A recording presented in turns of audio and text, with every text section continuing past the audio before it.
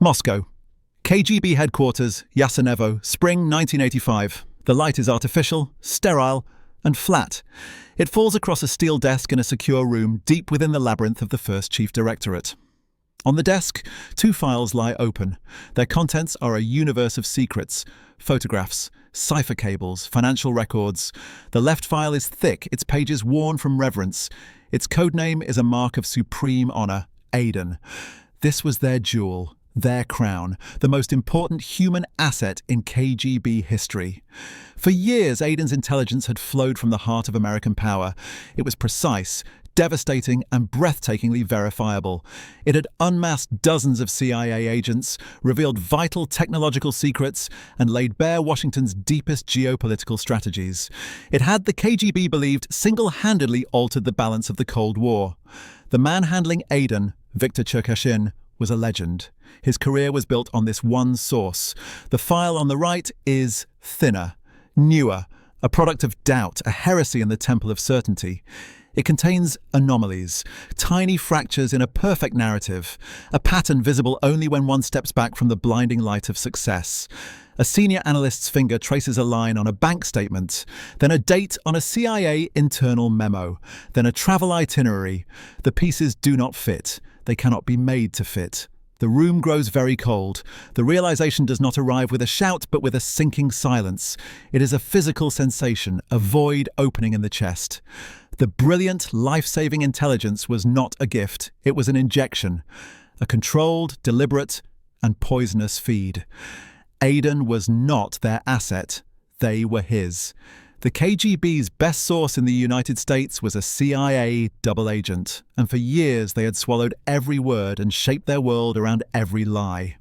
The Soviet Union in the winter of 1984 to 85 was a superpower at its paradoxical peak and on the precipice of an internal crisis.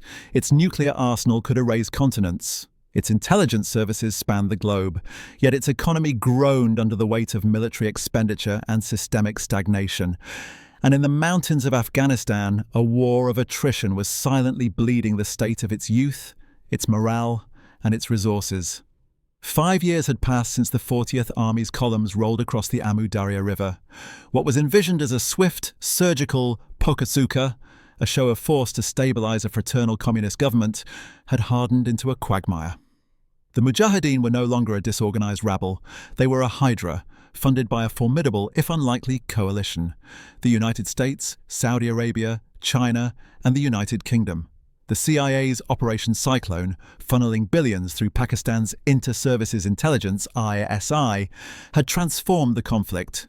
Stinger missiles were on the horizon. The Soviet helicopter, the once unchallenged master of the skies, would soon become a burning carcass on the valley floor. Inside the Kremlin, the Politburo was a gerontocracy ruled by a succession of dying men. Yuri Andropov, former KGB chairman, was dead. Konstantin Chernenko, his successor, was frail and fading. The system craved intelligence, not just from the battlefield, but from the innermost sanctums of its adversaries. What was Washington's endgame? How deep would the American commitment go? Were they planning a fatal escalation? The KGB's task, as defined by the center in Moscow, was not merely to steal secrets, but to provide analytical certainty to a leadership increasingly uncertain of its own destiny. This desperation for certainty created an environment of immense pressure and immense vulnerability within the first Chief Directorate's line PR, political intelligence, responsible for recruiting and running American assets. Success was measured in high-value penetrations. The ultimate prize was a mole within the Central Intelligence Agency itself. Such an asset could not only reveal American plans, but could identify Soviet citizens betraying the motherland to the West. He could become a strategic weapon. Meanwhile, at the CIA's Langley headquarters, the Soviet-Afghan War had created its own operational fervor. The goal was not merely to support the Mujahideen, but to amplify the costs to Moscow, to make the war politically and economically unsustainable. This required more than weapons shipments. It required a deeper, more subtle form of warfare: disinformation, to shape Soviet perceptions, to waste Soviet resources, to breed paranoia within their security apparatus. The ultimate vehicle for such a campaign would be a source the KGB trusted implicitly, a source they considered their own. The stage was set not by a single act of betrayal, but by the grinding pressures of a global Cold War and a hot, draining conflict in the Hindu Kush. The KGB needed a miracle source. The CIA needed a channel into the KGB's mind.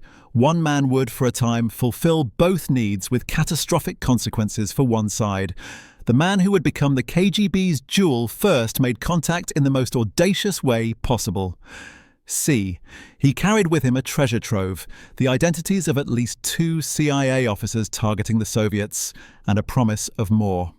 He was Aldrich Hazen Ames, a 44-year-old career CIA analyst.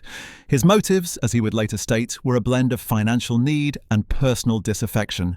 He was not a field operative, but a counterintelligence specialist within the CIA's Soviet East Europe division, a man who knew precisely how the agency hunted the KGB. The KGB resident, Stanislav Androsov, was initially wary. Walk-ins were often traps or fabrications, but the material Ames provided was immediately, devastatingly verifiable.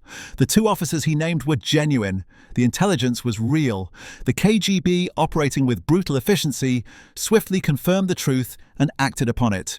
The information was a down payment of pure gold. Ames was given the cryptonym K.O. Lokol, the Bell. Later upgraded to the prestigious Aden, his CIA file was combed for vulnerabilities, but his initial offering was so spectacular that the primary focus was on securing him, not dissecting him. Almost simultaneously, but through a different, more cautious channel, another walk-in emerged. In October 1985, an anonymous package arrived at the home of a Soviet diplomat in New York. It contained a letter offering secrets and a demand for a $50,000 payment. This was FBI Special Agent Robert Hansen, a veteran of counterintelligence. His cryptonym would be B, or Ramon. While Ames's betrayal was driven by a chaotic mix of ego and greed, Hansen's was colder, more calculated, an intellectual exercise in betrayal by a man who saw himself above the systems of both sides. As and later at the center in Moscow, the period from mid-1985 onward felt like a renaissance. They now possessed not 1, but 2 unparalleled sources deep within the American intelligence community. The intelligence flow was a fire hose of classified data. Ames provided CIA internal memoranda, identities of American agents worldwide, and crucially, the names of Soviets spying for the West. Hansen complemented this with FBI counterintelligence files, technical surveillance secrets, and the identities of US intelligence personnel under diplomatic cover. The impact was immediate and catastrophic for the West. Between 1985 and 1986, the KGB and its sister service, the GRU, moved with chilling speed to neutralize the threats Ames and Hansen revealed. Dozens of Soviet assets were rolled up, some were executed. Operations years in the making were blown. In one of the most devastating blows, the CIA's technical operation in Moscow, which had brilliantly planted bugs and tracking devices in Soviet facilities, was completely exposed and dismantled by Hansen's information. The KGB's counterintelligence directorate, Sirlinere KR, was triumphant. Yet, in this flood of success, a subtle seed was planted. The intelligence from Aden was too good, too comprehensive. It arrived with a consistency that defied the normal chaos of espionage. In their gratitude and strategic hunger, the KGB analysts and handlers focused on the content, not the context of the delivery. They were drinking from a fire hose and never thought to ask who was controlling the valve. For the man known as Aden, his value to the KGB was cemented not just by what he gave, but by what he appeared to sacrifice. The arrests and executions of Soviet assets were, for his handlers, the ultimate proof of his bona fides. They were the bloody receipts of his loyalty. What they did not realize was that these sacrifices were part of a darker calculus, one designed to build an unshakable trust. Every piece of truth he delivered made the eventual lie more potent. For the KGB officers running Aden, this was the pinnacle of a career in the shadows. Men like Viktor Cherkashin, the revered chief of counterintelligence at the Washington Residentura, and his superiors in Moscow's Line PR, lived in a world of calculated risk and perpetual suspicion. Yet with Aden, they allowed themselves a rare human emotion: professional pride. The relationship was not merely transactional, it was nurtured. Meetings in safe houses in Vienna, Bogota, or Rome were not just exchanges of packages for cash. They were debriefings, strategic consultations. Aiden's insights shaped the KGB's global posture. His handlers studied his demeanor, his wants, his vulnerabilities. They saw a man disillusioned with his own country's bureaucracy, a man they felt they understood and, in a twisted way, respected. They had turned the enemy's own servant. This was the ultimate ideological victory. Their faith was reinforced by the sheer, tangible results. When Aiden provided a list of Soviets working for the CIA and those men were swiftly arrested, it was not just intelligence validation. It was a personal triumph for the handler. Each rolled-up network was a medal earned, a step towards promotion, a service to the motherland in its hour of need in Afghanistan. The intelligence was so good it silenced internal skeptics. To question Aiden's material became career suicide, a sign of incompetence or jealousy. The psychological investment was total. Their careers, their reputations, their very identities as master intelligence officers were inextricably linked to the authenticity of their star asset. To entertain the idea that Aiden might be a double agent would be to confront a professional abyss. So they built a temple around him. They filtered all other intelligence through the lens of his provided truth. They ignored small discrepancies, attributing them to the fog of espionage. They had not just recruited an asset, they had placed their entire service's judgment in his hands. Theirs was not a failure of tradecraft, but a surrender to the most seductive trap in espionage, the belief that you are smarter, that your control is absolute. At the CIA, the handling of a double agent of this magnitude was not an act of mere deception. Every document, every nugget of intelligence passed to the KGB via Aiden and had to serve a dual purpose: to be valuable enough to be believed and damaging enough to matter. The process was meticulous. A special cell, walled off from normal operations, would craft the material. First, it had to be true. Genuine CIA documents were used, often with subtle surgical alterations. The truth established credibility. A real CIA roster with one name added, a name of an officer who was actually under suspicion of being a poor security risk, or better yet, a fictional ghost officer. A factual report on Mujahideen supply routes, but with the timelines or quantities subtly shifted. Second, the intelligence had to be actionable. The KGB had to be able to do something with it, to feel the thrill of a successful operation. This is why the sacrifice of other assets was so critical.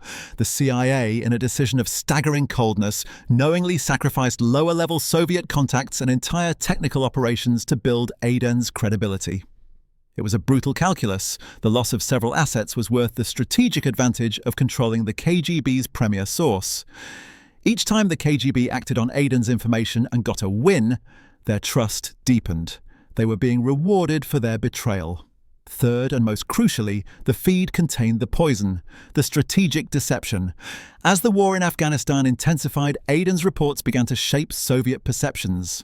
Exaggerated assessments of Mujahideen unity and strength, feeding Soviet paranoia about an unwinnable war, misleading data on Stinger missile deployment rates and effectiveness, causing overestimation of the threat, false indicators of planned CIA offensives in certain regions, diverting Soviet troops and resources on wild goose chases through the mountains. The intelligence wasn't just wrong, it was actively shaping Soviet strategy, wasting their resources, and deepening their commitment to a losing path. The beauty of the operation, from the CIA's perspective, was that the KGB's own professionalism worked against them. Their rigorous verification processes only confirmed the truthful parts of the feed, blinding them to the carefully placed lies woven into the fabric. This establishes the human dynamic and the deceptive mechanism. The true power of the double agent is not measured in arrests or arrests prevented, but in the silent steering of a superpower's destiny. Through the Aiden channel, the CIA gained a direct line into the Soviet strategic decision-making loop. The intelligence he provided did not sit in a file. It was synthesized, analyzed, and presented to the Politburo, the Defense Ministry, and the General Staff. It became part of the reality upon which they based world-altering choices. In Afghanistan, this played out with lethal precision. As the war entered its most brutal phase post-1986, Aden's reports amplified existing Soviet fears and created new ones.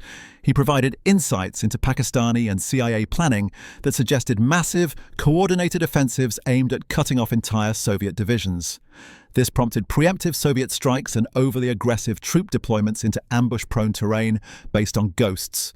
His economic intelligence exaggerated the scale and bipartisan consensus of American funding for the Mujahideen, reinforcing the notion in Moscow that the US was prepared to fund the war indefinitely, a prospect far more terrifying to the economically strained USSR than any single battlefield loss. On the global stage, the deception was even more profound. Aden fed the KGB a steady diet of information about a resurgent, hyper-aggressive CIA. This played perfectly into the paranoia of KGB chairman Viktor Chebrikov and the conservative hardliners. It justified budget increases for the KGB's foreign operations at a time when the Soviet economy could least afford it. It also influenced arms control negotiations.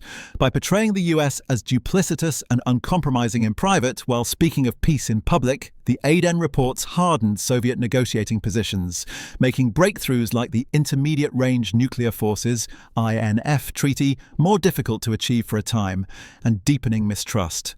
Most critically, the intelligence shaped the Soviet assessment of American will. It painted a picture of a Washington policy establishment united, patient, and relentlessly committed to exploiting Soviet vulnerabilities, with Afghanistan as the bleeding wound. For an aging Soviet leadership already privately questioning the war's cost, this was a decisive factor. The Aden feed did not start the desire to withdraw from Afghanistan, but it systematically eliminated any hope that American pressure would abate. It made withdrawal seem less like a defeat and more like a necessary strategic retreat from an unwinnable conflict engineered by a cunning, limitless enemy. Beyond the loss of secrets and the misallocation of resources, the most profound damage inflicted by a double agent of this stature is ontological. It attacks the very foundation of an intelligence service, its ability to trust its own judgment, its own sources, and its own reality. For the KGB, Aden was not just a source, he was a validation.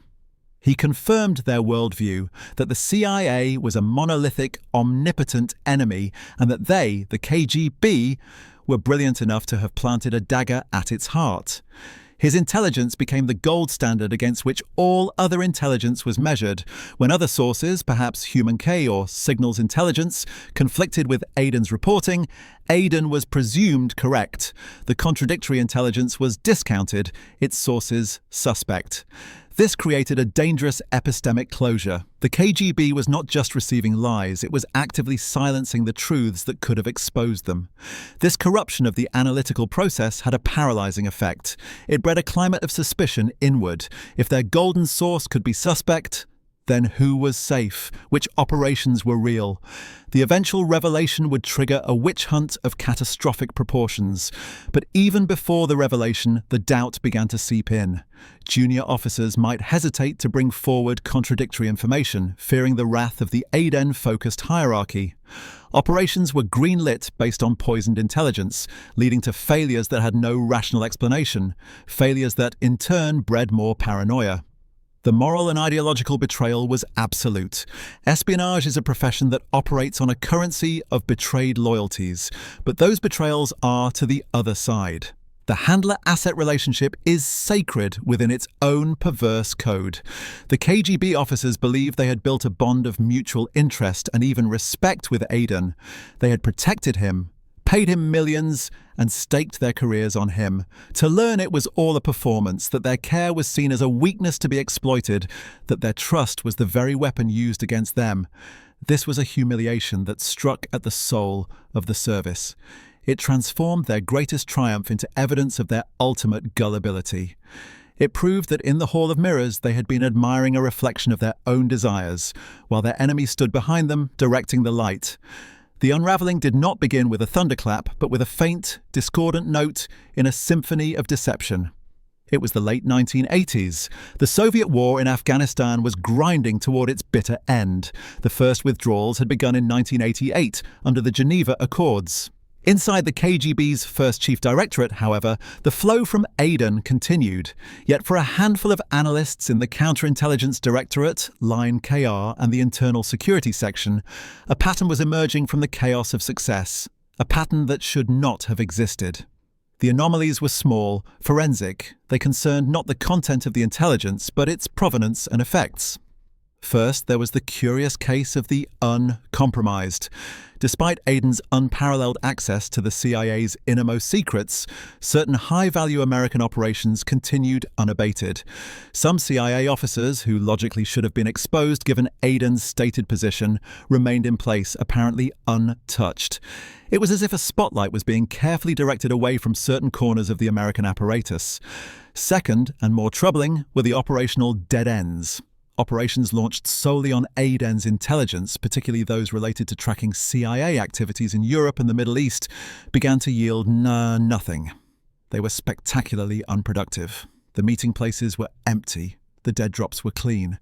The alleged CIA agents were phantoms. The explanations from the handlers, heightened American alertness, changed plans, were initially accepted, but the repetition of these sterile outcomes started to weigh on the minds of a few meticulous officers in Yasenevo.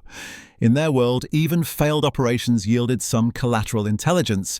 These yielded nothing but dust. The third anomaly was financial, a thread that would eventually pull the tapestry apart. Aden was paid vast sums, millions of dollars. The KGB's financial handlers were experts at moving money through labyrinthine channels, Swiss accounts, shell companies, complex cash transfers. They assumed their American asset was equally adept at laundering and concealing this fortune. But a routine, almost bureaucratic review of operational finances by a sharp-eyed internal auditor flagged inconsistencies. The sheer volume of cash requested and the timing of certain transfers began to suggest not the behavior of a careful spy, but of a man under financial pressure, a man spending lavishly and perhaps recklessly. This raised a dangerous question. If the CIA's best counterintelligence mind was so vulnerable to basic financial scrutiny, was he truly the master operative they believed him to be? The most significant crack, however, was geopolitical. By 1989, the Soviet withdrawal from Afghanistan was complete. The Berlin Wall was falling. The Cold War was ending. And yet, according to Aden's reporting, the CIA's aggressive posture remained undimmed, even intensified. This began to clash violently with a new stream of intelligence coming from other sources, including signals intercepts and diplomatic reporting, which suggested a US administration eager for de-escalation and partnership. A faction within the KGB's analytical wing, those who dealt with political rather than human intelligence, began to voice doubts. They argued that the Aden feed was presenting a picture of the United States frozen in 1985, a relic of maximalist confrontation that no longer matched the rapidly changing reality. The handlers of Aden dismissed this as naivete, the wishful thinking of politicians blinding themselves to the eternal enmity of American imperialism. But the seed of doubt was planted. An informal, then formal working group was convened. Its mandate was not to investigate Aden. That was still unthinkable, but to conduct a routine review of counterintelligence losses and anomalies over the past decade. It was a surgical probe designed to look at the periphery of the operation, not at its heart. They began to re-examine every blown operation, every arrested agent, every failed surveillance, not as victories secured by Aden, but as potential pieces of a larger, unseen puzzle. They were about to discover that the perfect asset was a paradox, and paradoxes cannot exist in the real world. The investigation narrows, moving from peripheral anomalies to the core betrayal. The investigation, once begun, developed a grim momentum of its own. It was a process of subtraction, the review team operating under a cloud of intense secrecy that shielded them from the powerful Aden faction, began a minute forensic examination. They mapped every piece of intelligence Aden had provided against its outcome. They created a timeline of his reporting and superimposed it over a timeline of known CIA actions and global events. A devastating pattern emerged. The CIA's most damaging failures aligned perfectly with Aden's intelligence, but their most significant successes, particularly their undisturbed running of certain strategic assets and their unexpected diplomatic maneuvers, occurred in blind spots his reporting never addressed. It was as if the CIA had two hands. One, visible and clumsy, offered to the KGB to be slapped down. The other, invisible and deft, continued its work untouched. The financial trail, once a minor anomaly, now became a central artery of suspicion. By tracing the flow of money with obsessive detail, KGB analysts began to see a profile not of a cunning financial manipulator, but of a man living far beyond his CIA salary in a manner almost designed to be discovered. The purchases were bold, almost brazen. A luxury home bought outright with cash, expensive cars, extravagant credit card bills. This was not the behavior of a man who had evaded the CIA's own formidable internal security for years. It was the behavior of a man who knew he was being protected by it. The turning point arrived not from external penetration, but from an internal collapse of the narrative. The review team presented their findings to a small, terrified committee of senior First Chief Directorate officials in early 1991. The evidence was circumstantial, but the mosaic it formed was inescapable. They posed the heretical question aloud: what if every arrest, every rolled-up network, every brilliant counterintelligence coup they had celebrated had been a deliberate sacrifice by the CIA? The implication was stomach-churning. It meant the CIA had identified their most valued source, perhaps through a mole of their own or through a technical slip, and instead of arresting him, they had turned the operation inside out. They had taken control of their own traitor and used him as a pipeline for disinformation. The blood of executed Soviet agents, the careers ruined, the billions of rubles spent on chasing phantoms. All of it was not the cost of doing business, but the objective of the American operation. The final, crushing confirmation likely came from a source the KGB could not ignore, a defector or a high-level penetration within the West who provided a fragment of data that directly contradicted a foundational piece of Aiden's reporting. Or perhaps through a desperate and risky technical operation, they intercepted a communication that referenced the controlled feed in passing. The exact moment is buried in still classified archives, but its effect is historical fact. The realization inside Yasenevo was a silent detonation. It was not anger that first filled the secure rooms, but a profound, hollowing shock, the cognitive dissonance of a worldview shattering. Officers who had built their professional lives on the genius of handling Aiden were physically ill. The service's confidence was broken. They had not been outfought, they had been outthought on a fundamental level. Their best asset had been a loyal CIA officer all along, performing the role of a lifetime. The CIA had not just stolen secrets, they had stolen the KGB's judgment. In that moment, the entire architecture of trust painstakingly built over 6 years collapsed. The Aiden file was no longer a trophy. It was a forensic record of their own blindness, a monument to institutional hubris. The order went out: isolate, contain, and sterilize every operation, every officer, every piece of planning touched by Aiden's intelligence. But it was too late. The poison had been circulating in the bloodstream of the Soviet state for years, shaping policy during its most vulnerable decline. The stunned realization was complete. The hunter discovered he had been living inside a cage designed by his prey. This pivotal collapse leads directly into the consequences.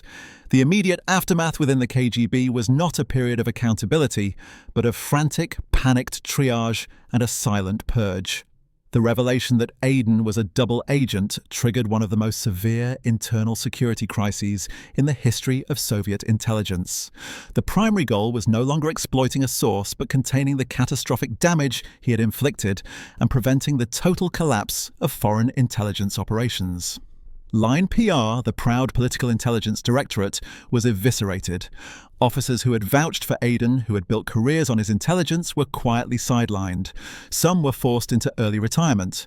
Others were transferred to meaningless posts, their expertise now considered toxic. The counterintelligence wing, Line KR, which had failed to detect the deception, was similarly gutted. A profound paralysis set in. Case officers in foreign residenturas became terrified to recruit new assets. How could they be sure it wasn't another CIA dangle? Every walk-in was now viewed not as a potential prize, but as a potential poison pill. The KGB's human intelligence network, its crown jewel, entered a state of near-terminal caution. Simultaneously, a massive secret review was launched to identify every decision, every military deployment, every diplomatic stance that had been influenced by the Aden feed. In Afghanistan, this meant reassessing the entire final years of the war. Analysts had to work backward to determine which Mujahideen victories had been facilitated by Soviet reactions to false intelligence, which offensives had been launched into empty valleys based on fabricated threats. The psychological impact on the Soviet military command was severe. It bred a deep cynicism about all intelligence product, further demoralizing an already broken force during its final, humiliating retreat. The financial cost was staggering. Hundreds of millions of dollars in hard currency had been paid to Aden, money that had been desperately needed by the crumbling Soviet economy. That money was gone irrevocably, a direct subsidy from the bankrupt Soviet state to the treasury of its mortal enemy. More costly were the billions of rubles spent on operations based on his intelligence, mobilizing troops, building facilities, launching technical collection missions against false targets. The economic hemorrhage of the Afghan war had been artificially and significantly amplified by deception. Most damaging of all was the irreparable blow to morale and institutional trust. The KGB's ethos was built on the principle of conspiratia, conspiratorial secrecy and flawless tradecraft. That myth was shattered. Junior officers learned that their leadership, the legendary masters of deception, had been fooled for years by their own arrogance. The story, though suppressed, seeped through the corridors of Yasenevo as a corrosive whisper. It created a climate of suspicion so thick that collaboration between departments broke down. Why share information if your colleague might be acting on a reality fabricated by the CIA? This internal collapse occurred against the backdrop of the Soviet Union's death throes. The August 1991 coup attempt and the formal dissolution of the USSR in December created chaos, but for the intelligence service, the Aden disaster was a separate, deeper wound. It proved that even at the height of their perceived power in the mid-80s, they had already been strategically defeated in the shadows. The collapse of the state was a political and economic event. The exposure of Aden was a professional and psychological annihilation from which the successor agency, the SVR, would take decades to recover. The focus now turns to the other side of the ledger and the long-term strategic consequences that rippled far beyond the fall of the Berlin Wall. While the KGB imploded, the architect of its ruin continued his life in plain sight. Aldrich Ames returned to his desk at CIA headquarters in Langley, a man who had won a secret war. The CIA's decision to run him as a double agent, to sacrifice so much to build his credibility, was vindicated on a scale few in intelligence history have ever achieved. The operation had protected countless lives and assets the KGB never discovered. It had funneled a stream of disinformation that warped Soviet strategy at a critical juncture. And it had sown such paranoia and institutional self-doubt within the KGB that its effectiveness was crippled for years. The CIA and FBI, however, now faced the delicate task of managing their own victory. They could not publicly celebrate. To do so would confirm to the Russians the full scope of the deception and potentially expose the methods used. Instead, they began a quiet, meticulous effort to resecure their own house. The sheer scale of Ames's earlier genuine betrayals before he was turned or controlled meant that the post-1991 damage assessment was a nightmare. They had to determine which of their own compromised operations had been part of the controlled feed and which were genuine, catastrophic losses. The human cost of the early, sacrificial phase of the operation weighed heavily. The families of executed Soviet assets would never know their loved ones had been deliberately sacrificed for a larger, strategic play. For the United States, the strategic dividends were immense and long-lasting. It demonstrated that the West could win the clandestine war of minds, not just the arms race. The operation directly supported the Reagan and Bush administrations' goals of raising the costs of Soviet adventurism, particularly in Afghanistan, to unsustainable levels. By feeding Moscow a narrative of an endlessly resourceful and aggressive CIA, it likely accelerated the Soviet leadership's loss of nerve and their eventual capitulation in the Cold War. The blowback, however, was inevitable. When Aldrich Ames was finally arrested by the FBI on February 21, 1994, it was not for his role as a double agent, but for his original, treasonable work for the KGB from 1985 onward. The public story became one of a greedy, damaging traitor, caught by brilliant detective work. The far more complex truth of his later CIA-controlled role remained and remains shrouded in classification. This created a paradox. The public saw a catastrophic intelligence failure, while within the clandestine world, the operation was seen as a masterpiece.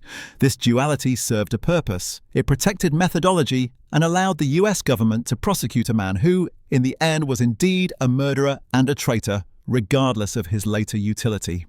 In Russia, the formation of the SVR, Foreign Intelligence Service, from the ashes of the KGB's first chief directorate in late 1991 was undertaken with the lessons of the Aden disaster seared into its institutional memory.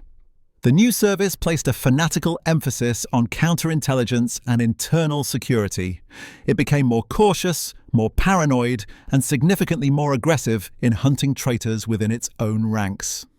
The humiliation bred a generation of intelligence officers with a burning desire for payback, setting the stage for the fierce, often brutal spy games that would characterize relations in the decades to come.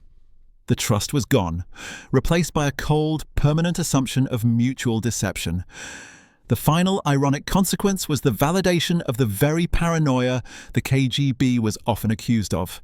Their darkest suspicions, that the CIA was capable of grand, ruthless strategic deception, were proven true. In the end, the woodpecker had not just tapped on the hollow tree, it had tunneled into the heart of the forest and brought down the oldest, strongest tree from within. The shockwave from that fall would shape the landscape of espionage for a generation. The narrative now moves from consequence to meaning. Espionage is often depicted as a game of stolen secrets, a contest to snatch the enemy's blueprints and codes. The story of Aden reveals a darker, more profound truth. The ultimate objective in the Shadow War is not to steal a secret, but to implant a reality. To become the author of your adversary's fears, the curator of their certainty, and the architect of their strategic mistakes. The KGB's stunning realization was more than a counterintelligence failure. It was a philosophical rupture. For years, they had navigated the world using a compass calibrated by the CIA.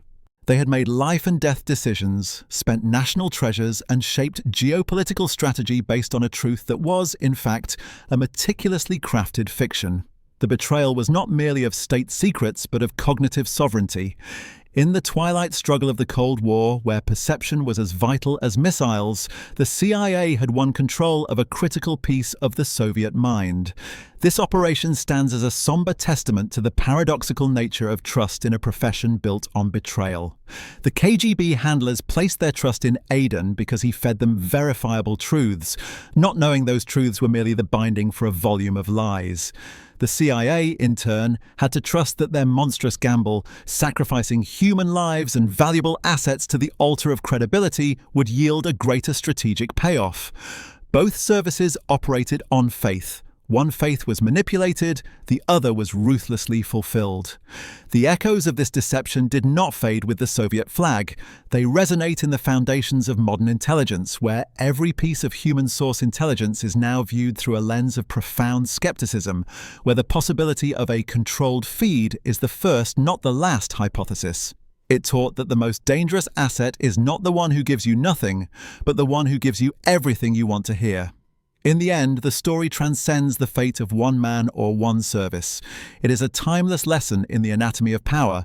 True power lies not in knowing your enemy's strength, but in controlling his understanding of your own. It is a reminder that in the silent, patient battles that shape history, the most devastating weapon is not a bullet or a bomb, but an idea.